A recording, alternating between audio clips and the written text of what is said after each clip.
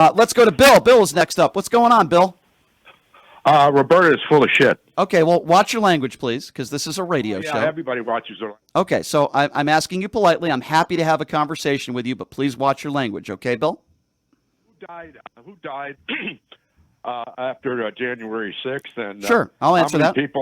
How many people died on January 6th? Sure, I'll answer that if you'll give me the opportunity. May I answer? How many lies has Biden told over his career? May I answer your first question? I can't answer 10 questions. We're going to do one at a time. Of course, I know. I know so that. So Bill, can I answer your question, or are you just going to keep talking?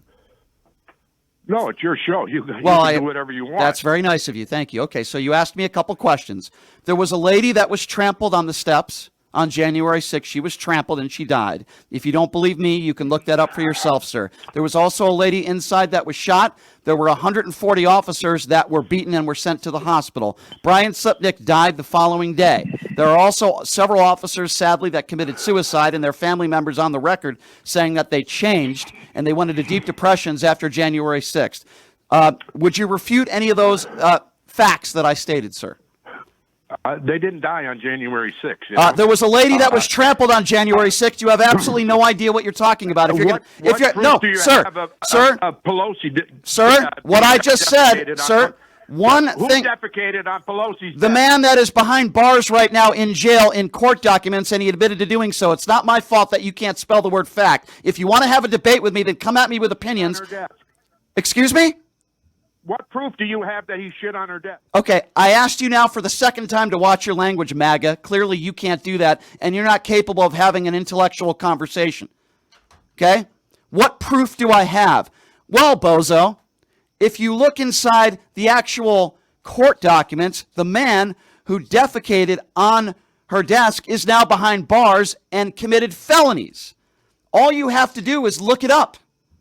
But you see, sir, people like you can't spell the word fact because you watch your Fox News and your OAN and your Newsmax, and you probably have a poster of the orange turd in your bedroom because you watch Tucker Carlson and Sean Hannity and Laura Ingraham, and you don't know how to spell the word fact.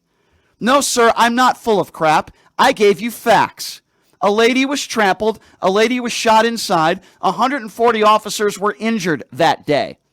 But people like you don't know what you're talking about. And that is not my fault that you have no clue what you're talking about, sir.